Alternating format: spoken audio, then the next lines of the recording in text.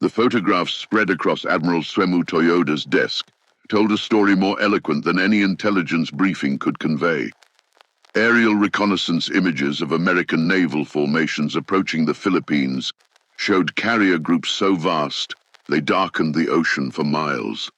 Combined Fleet headquarters in Tokyo had become a place of whispered conversations and carefully managed despair, where staff officers moved through corridors with the quiet efficiency of men who understood their nation was losing a war that could not be lost. Vice Admiral Takijiro Onishi arrived at the headquarters building on October 17, 1944, carrying a leather portfolio that contained proposals he had been refining for weeks. The sentries at the entrance saluted with mechanical precision, their faces carefully neutral. Everyone in the building understood that critical decisions were being made, that the conventional strategies Japan had relied upon since Pearl Harbor had exhausted themselves against American industrial capacity and tactical adaptation. The conference room on the third floor had been prepared for a meeting that would not appear in official records, at least not immediately. The participants arrived separately, senior naval officers and aviation commanders who had fought since the war's beginning, who had witnessed the transformation of Japanese naval superiority into desperate defense. They took their seats without ceremony, arranging papers and charts with the practiced movements of men buying time before confronting unpleasant truths. Commander Minoru Genda, who had helped plan the Pearl Harbor attack, sat near the window watching rain streak the glass.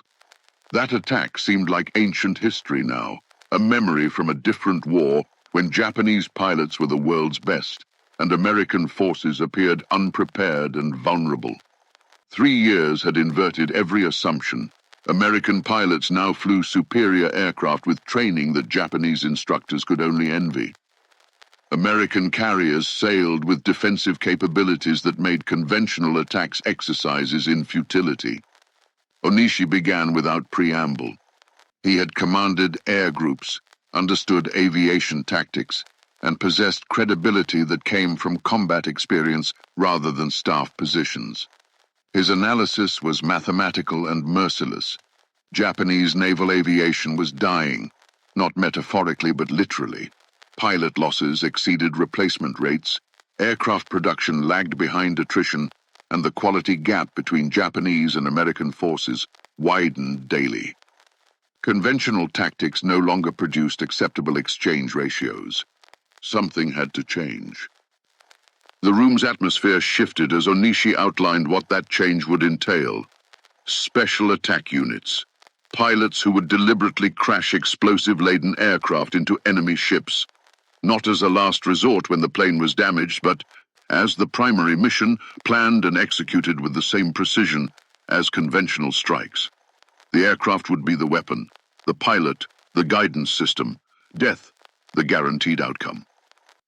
Captain Motoharu Okamura, who commanded the 341st Air Group, had heard rumors of such proposals and had dismissed them as defeatist fantasy. Now, listening to Onishi present the concept with engineering precision, he understood this was not fantasy, but operational planning. The Vice Admiral spoke of approach angles and target selection, of fuel loads calculated for one-way missions, of training programs designed to maximize impact probability. It was suicide weaponized, formalized, incorporated into tactical doctrine. The silence that followed Onishi's presentation carried weight that seemed to compress the air in the room. Several officers stared at the table, unwilling to meet each other's eyes. One admiral, a veteran of carrier operations in the war's first year, rose as if to leave, then sat back down. The action spoke volumes. There was nowhere to go, no alternative to hearing this through. Genda broke the silence with a question that went to the heart of the matter. What would such attacks accomplish? Onishi's response was frank. They would not win the war. Japan could not produce enough aircraft or train enough pilots to sink the entire American fleet through suicide attacks. But they might accomplish something almost as valuable. They might make the Americans reconsider the cost of invasion, might buy time for diplomatic solutions, might preserve some negotiating position short of unconditional surrender. The discussion that developed was technical, almost clinical, as if emotional distance might make the substance more bearable. Officers debated optimal aircraft types, older planes that could be spared from conventional operations versus newer models that might penetrate American defenses more effectively. They discussed explosive loads and impact points, carrier flight decks versus waterline strikes. The conversation had a surreal quality, military professionals calmly planning mass suicide as if it were just another tactical problem requiring engineering solutions. Lieutenant Ichiro Nakamura served as a staff officer recording the meeting's proceedings, and he struggled to maintain the professional detachment the situation seemed to demand. The pilots being discussed abstractly were men he knew, had trained with, had shared meals and jokes with in officers' messes across the Pacific. Now senior commanders were calculating how many of them would need to die to achieve specific tactical effects, how their deaths might be optimized for maximum strategic impact. An older admiral raised the question others had been thinking but not voicing. What about morale? Would Japanese pilots actually volunteer for certain death? Could such a program be sustained once losses mounted and survivors understood what awaited them? Onishi's response revealed how thoroughly he had considered the psychology. Japanese pilots had been raised in a culture that glorified sacrifice. The 47 Ronin, the samurai code. Dying for the emperor was the ultimate honor. Frame the mission correctly. Call it special attack rather than suicide, and volunteers would come forward. They might even compete for the honor. The assertion was met with skepticism from some officers and resigned acceptance from others. Okamura pointed out that pilots already flew missions with minimal survival prospects. American fighters and anti-aircraft fire made every attack dangerous.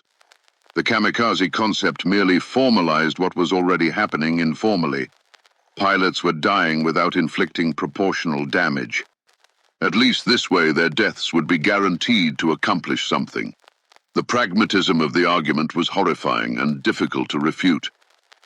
Nakamura wrote the exchange into his notes, his pen moving mechanically while his mind recoiled from what he was documenting. These were not monsters or fanatics, but experienced officers making calculations they believed necessary. The tragedy was not their cruelty, but their sincerity, their genuine belief that this represented Japan's best option given impossible circumstances.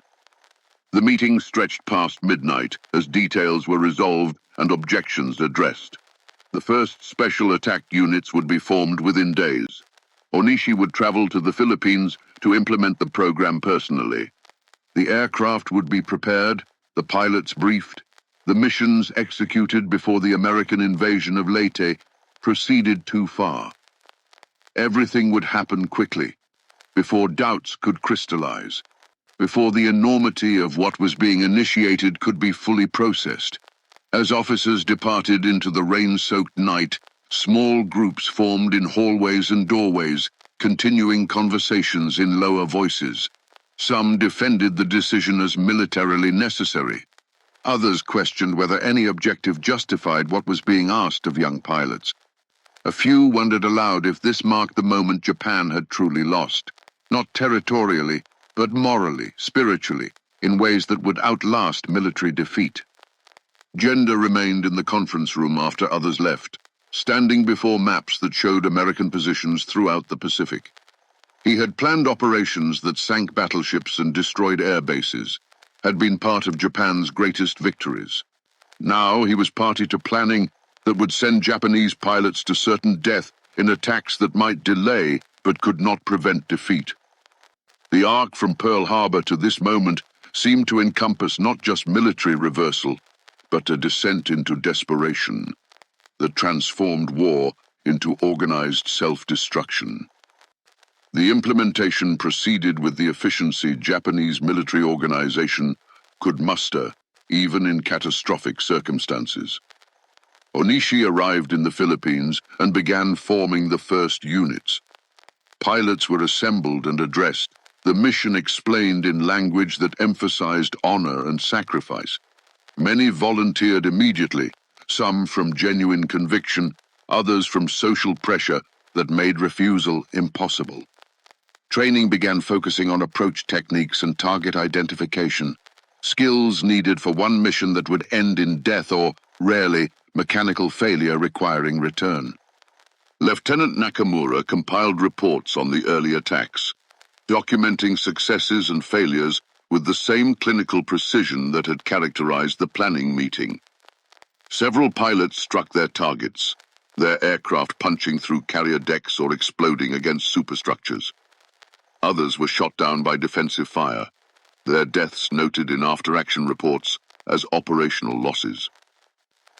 The Americans were shocked initially, unsure how to respond to tactics that violated assumptions about self-preservation that underpinned Western military thinking. But shock gave way to adaptation. American defensive fire intensified, combat air patrols increased, radar detection improved. The kamikaze attacks continued to inflict damage, but at diminishing rates of success as American forces adjusted. The strategic calculation Onishi had presented that suicide attacks would impose unacceptable costs was being tested against American industrial capacity and tactical flexibility. The early indications suggested the calculation was optimistic. Back in Tokyo, senior officers who had approved the kamikaze program watched results with mixed emotions. The attacks were achieving some tactical success. American ships were being damaged or sunk, but the broader strategic situation continued deteriorating. The Philippines were falling. American submarines were strangling Japanese shipping. B-29 raids on the home islands were beginning. The kamikaze attacks were not changing the war's trajectory, merely adding another element to a defense that was failing across all dimensions. By November, the program had expanded beyond the initial units. More pilots were being trained, more aircraft allocated, more missions flown. The institutionalization of suicide attacks reflected both their limited success and the absence of better alternatives. Japanese commanders had no conventional options that offered better prospects. The kamikaze program persisted not because it was working, but because everything else had already failed. Nakamura processed casualty reports with growing numbness. Names of pilots he had known personally appeared in the lists of those who had completed special attack missions, euphemism for men who had died crashing into American ships. Each name represented a family that would receive formal notification, a funeral that would be conducted, a life that ended in fire and impact. The aggregate numbers became statistics, easier to process than individual tragedies, but occasionally a familiar name would break through the professional detachment, and Nakamura would remember a conversation or a shared meal, and the weight would become unbearable. The strategic futility became apparent through winter. American forces continued advancing despite kamikaze attacks. Casualties were inflicted, but not enough to alter operational plans. The psychological impact Onishi had counted on, American unwillingness to accept the costs of invasion, did not materialize. If anything, the kamikaze attacks seemed to harden American resolve, to transform the Pacific War into a confrontation that demanded Japan's complete defeat. In the conference room where the decision had been made, officers gathered periodically to review the program's continuation. The conversations had changed character. Early meetings had debated whether to implement kamikaze tactics. Later meetings discussed only how to make them more effective, how to improve success rates, how to sustain the supply of aircraft and pilots. The decision itself had become irreversible, locked in by institutional momentum and the absence of alternatives. Gender participated in these later meetings with visible reluctance. He had supported the initial decision as militarily necessary, given impossible circumstances. But watching the program expand, seeing thousands of young pilots consumed in attacks that were not changing strategic outcomes, he questioned whether necessity had given way to fatalism, whether Japan was simply orchestrating its own destruction with increasing efficiency. The war would continue into 1945, and the kamikaze attacks would intensify during the battles for Iwo Jima and Okinawa. Thousands more pilots would die in special attacks that damaged American ships but could not prevent American victory. The program that began in that October conference room would send over 3,800 pilots to their deaths before Japan's surrender, their sacrifice enshrined in propaganda even as it failed to achieve its strategic objectives. Nakamura survived the war and spent decades processing what he had witnessed and documented. The kamikaze program remained controversial in post-war Japan, symbol of both desperate courage and catastrophic leadership failure. The young men who had flown those one-way missions were remembered as heroes and as victims, their deaths simultaneously honored and mourned as waste that need not have happened. For the officers who approved the program that October night, the legacy was complex. They had made a decision they believed necessary, had calculated that suicide attacks offered better prospects than alternatives available. They had been wrong about the strategic impact, had overestimated American vulnerability to casualties, and underestimated American determination. But they had been correct about one thing. Japan's conventional military options had indeed exhausted themselves. The kamikaze program was born not from fanaticism, but from the recognition that conventional resistance was failing and desperate measures were all that remained.